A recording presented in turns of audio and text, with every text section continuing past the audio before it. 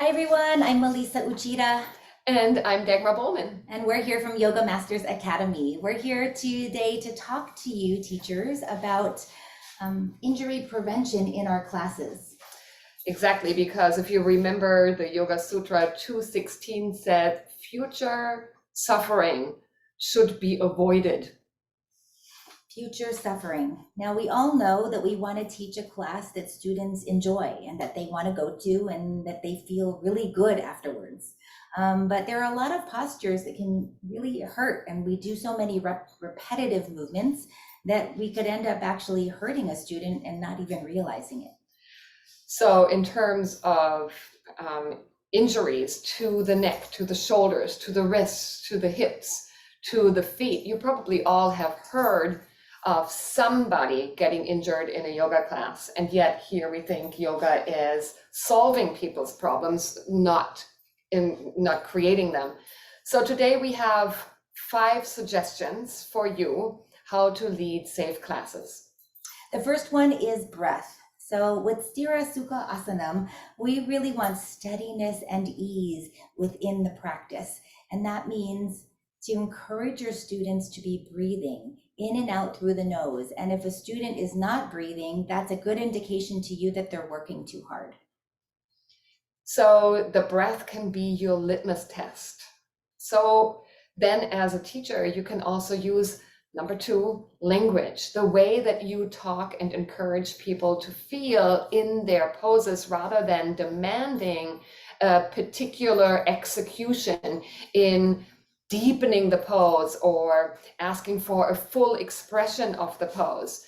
So if your language changes to being inquisitive, asking whether people feel or where they might feel something, that allows them to recognize that they need to focus on their own practice and not create a shape that might not be the right shape for their body.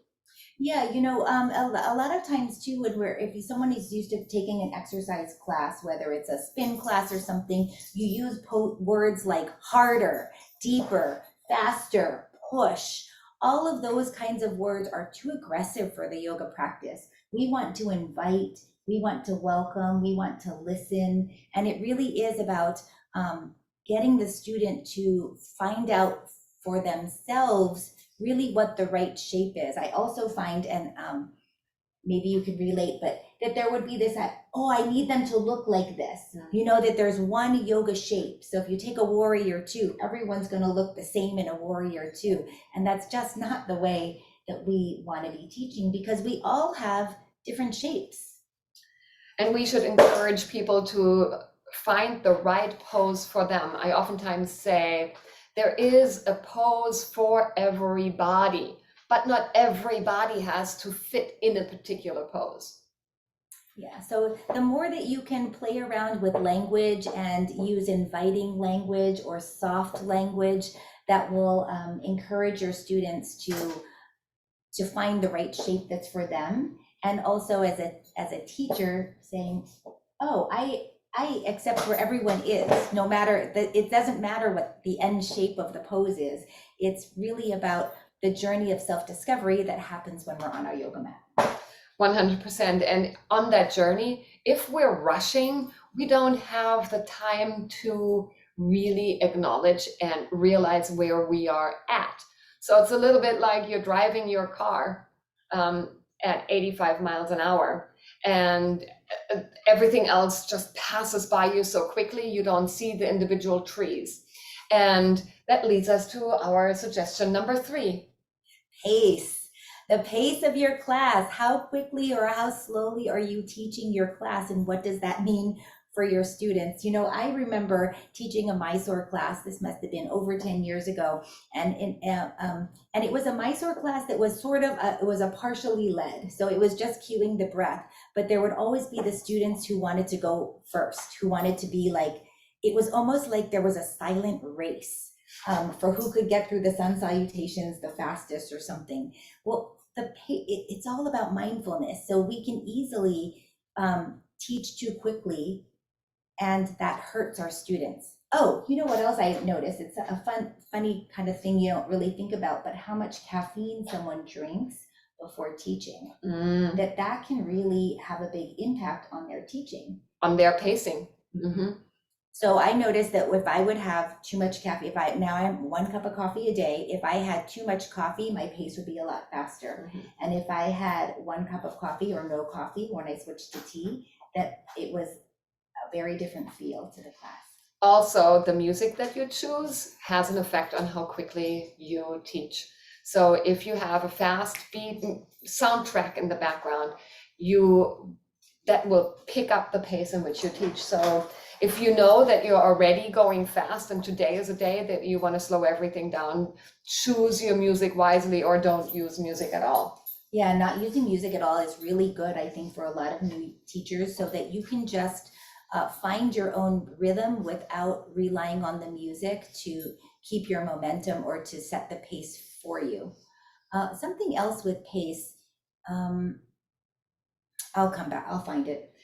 Well, awareness is our suggestion number 4, and it also has something to do with pace, doesn't it? Because if we're rushing too quickly, then we're always thinking as instructors or teachers, we think about what's next, instead of being aware of what is in front of us.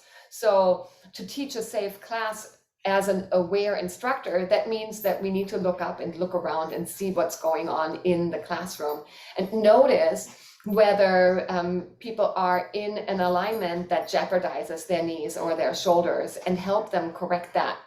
So from a point of the teacher, know your anatomy, know what is a hyperextension, know where the head needs to be in relationship to the shoulders to keep the neck safe. Know when to say, do not put anything underneath your head before you elevate your hips into a shoulder bridge. So it's that awareness when you look around in the room and be informed by what you see to help people avoid getting injured. Yeah, with awareness and knowing the anatomy, knowing the general guidelines for what the alignment should be, because we're not looking for a perfect pose, but we want people to fall within guidelines that keep you safe. And then what I also found to be helpful is to record myself practicing so that I could see where I was misaligned, because it's hard for us to be able to tell unless you have a teacher that's helping you, and hopefully you do. As a yoga teacher, we all need our own teachers also, right? To help us be able to see and feel what that pose we want our students to be able to feel, so that we can cue to that. Yeah. And that cueing also encourages mindfulness on the part of the student. So this is our tip number 5. Encourage that internal inquisition. So what is yoga if it's not an invitation to pay attention, to be the silent witness, to see what's going on and listen to your own self? Your body is going to inform you. If something doesn't feel right, it probably isn't right. If you feel a sharp shooting pain, maybe you need to back out of there. But if you're as a student, if you're so focused on just doing right by the instructor, or figuring that you have to look like the model on the cover of Yoga magazine, then that is the first step into a problem. I noticed that we stopped listening to our bodies from a young age, and I noticed this with my teenage daughters when they entered middle school, is that they would wait out at the bus stop with no jacket, in snow, and I'm like, you need a jacket. No, I'm fine. Because middle schoolers don't wear jackets to school, they just wear sweatshirts. And I was like, wow, they learn that so early, to simply ignore the body when you have to go to the bathroom, when you're cold, when you're too hot. It's so think, as a yoga teacher, now you are teaching adults how to open up again and to listen to their bodies. Oh, wait a second, that's a signal that I'm tired. Oh, wait a second, that's a signal that might not feel good. That's a little twinge in my knee. Maybe I need to listen to that. Or that's a little twinge in my back. Maybe I need to listen to that, rather than forcing to stay in it or to move deeper into it, or simply going, I'm just going to ignore it, I'm just going to work through it.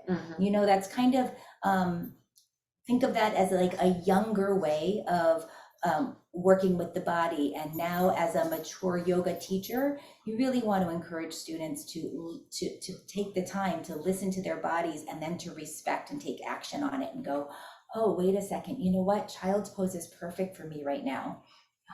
So there you have it. Sometimes I just say, do it like this and do it like that, and see which feels better. And so giving options as a teacher, so your students feel ownership in the decision making to make themselves feel good. Yeah, and always remember that our role as yoga teachers is to provide safe space for our students. And we're providing safe space in terms of the room that they're in terms of themselves, in their own bodies, in their practice, in terms of our interaction with them. And so at the end of the day, if we can encourage students to really be responsible for their own bodies and start to open up to their magnificent bodies, and to listen to that, then everything will be okay. Thanks so much for being here today. Till Take care. next time. Bye.